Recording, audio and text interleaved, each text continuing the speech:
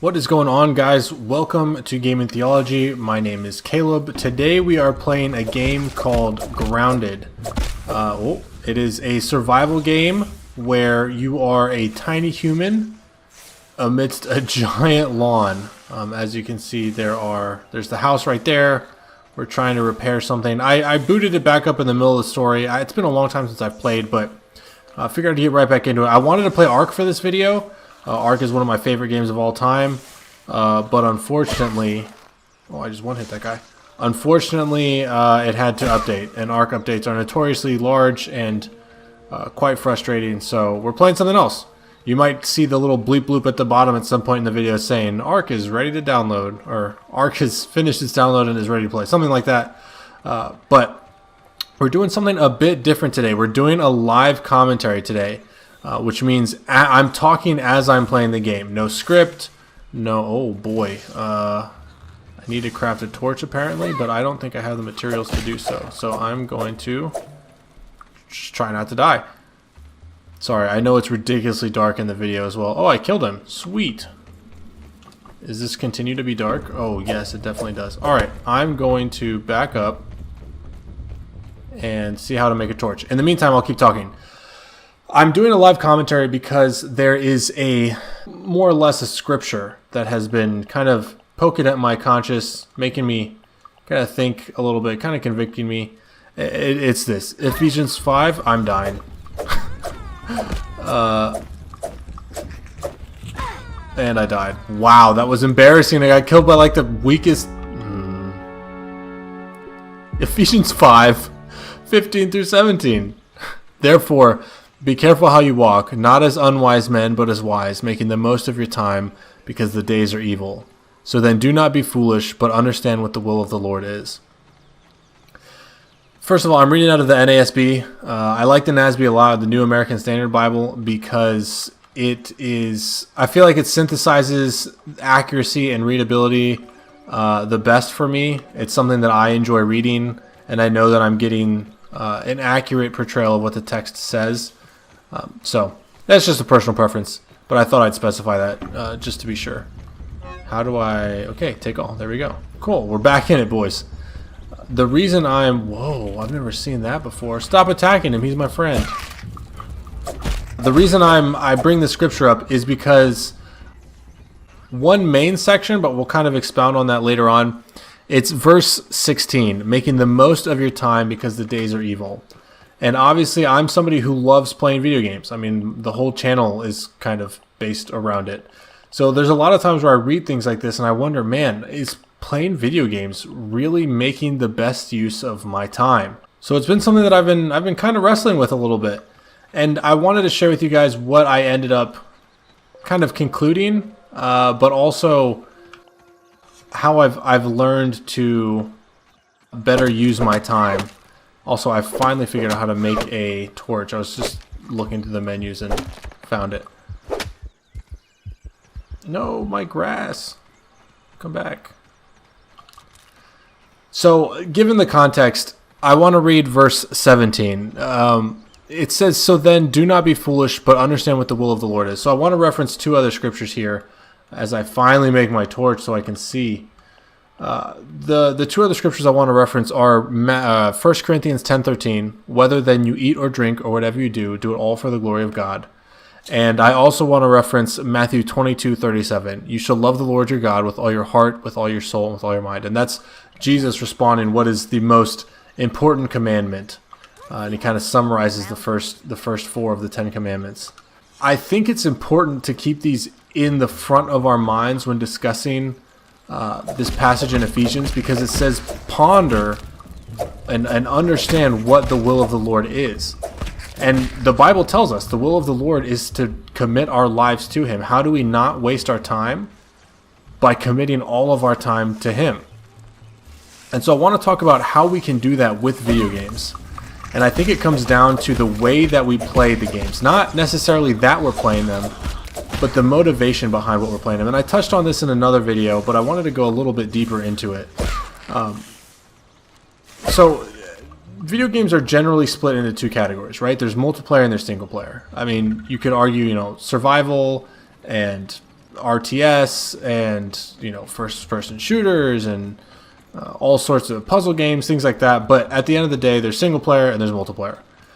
And I want to kind of tackle both of those as large umbrella topics to talk about how we can realistically use our time and our effort of playing video games for the glory of God.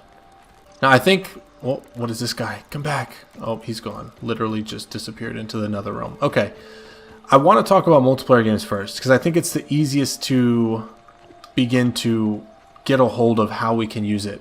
In multiplayer games, there are a lot of opportunities to not glorify God. Let's just say that much.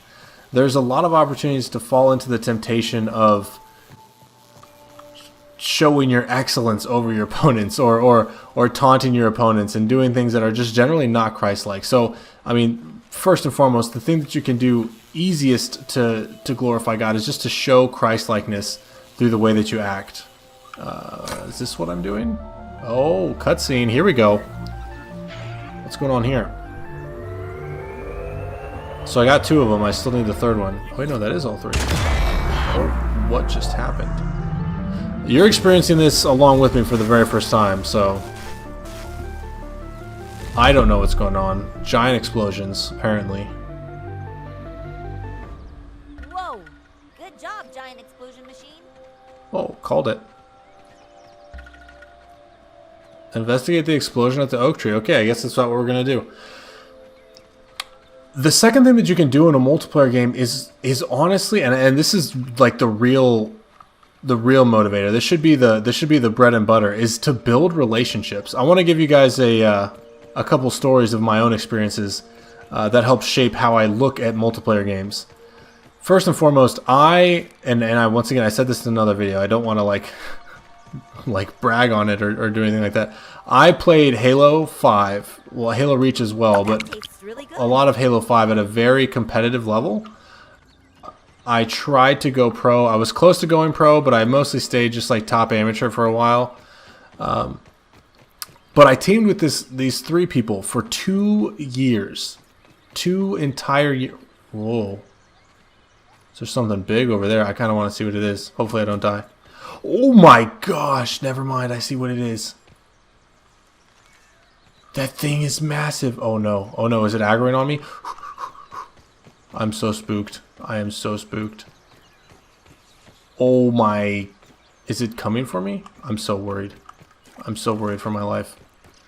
Anyway, I teamed with 3 guys for 2 years that were not saved.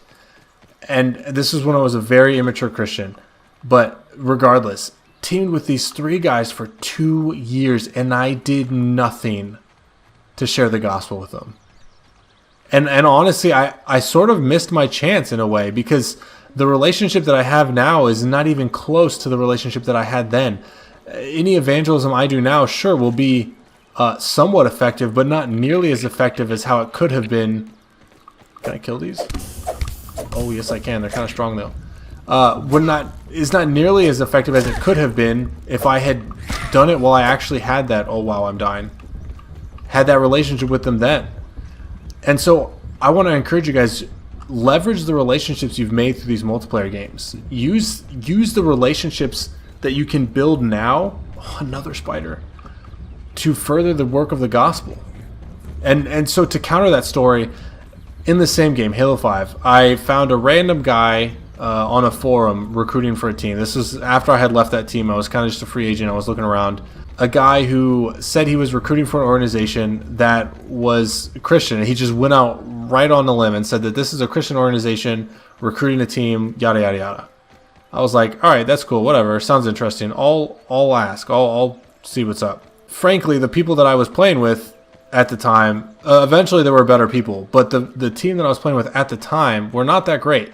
It felt odd because in a way I was kind of like betraying kind of my dream of doing a lot more with Halo, but I felt so much more fulfilled because I was actually playing with people I was fellowshipping with on a daily basis, and it was fantastic. What is that? Alert, threat engaged. Uh-oh. Oh, it's just a mite. We're good. We're good. We're good. Easy, easy, easy, easy, easy. I should probably work on building a base, huh? I'm gonna find a place to build a base. See if I can lay that down. And being able to grow with that team and fellowship with them has been just so refreshing. And it's been 3 years since I did that. Like 2.5. 3 years is a bit generous. But these people have now become like family to me. I died? Wow, guys, I'm so distracted. I promise you I'm not this bad at games. But now we have a Discord server with like 30 people that have non-believers in it, and we get to minister to them on a daily basis because of the bond that we've created is so attractive to other people that they want in on it. And they want to become friends with us because of how great friends we are. And now we get a chance to share that with others. And I know that's a very 1 in a million kind of story, or at least it seems that way, but I promise it's not. It's a lot more likely than you think. So I know I'm running out of time here, so I want to talk about single player games. How can you possibly glorify God, or at least not waste your time playing single player games? Because after all, if anything that's not for God is wasting your time in a way, then how do we play single player games for the glory of God? Well, I think single player games give us a significant chance to work on our own philosophies and thoughts surrounding the Bible and just how the Bible integrates with the things around us. For example, I did a video on BioShock recently. Single player game has a lot of Christian elements, and I was able to look introspectively and see if I fall into the same traps that the game developers criticized Christians for in that game. And even if it's not an outright religious game, there's still a lot of opportunities for you to look at the stories in a game and reflect them on your own spirituality and realize what truth do they have regarding how we see the world, or how the world sees us as Christians, and what can we do to repair that broken bond. So I know I've been kind of rambling a little bit, and it's been a little bit unproductive, this video. It's something I'm trying that's new. Live commentary is not my forte. I normally sit down, write a script, do all that kind of stuff.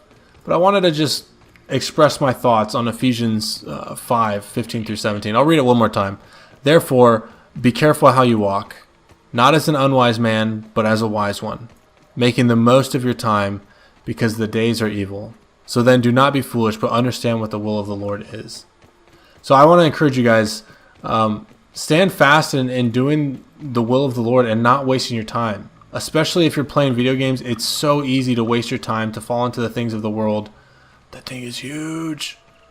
And just not be productive with your time. And not productive as in, getting work done, but being productive as in furthering the work of the gospel. So I want to leave you guys with that. Thank you so much for tuning in. Thank you so much for watching. Share your thoughts on the topic. I'm excited to hear what you guys have to say. This wasn't so much a doctrine or a theology video or even an analysis video. It was just kind of a me rambling video. So let me know what you think. Thanks so much, guys. Have a good one, and God bless.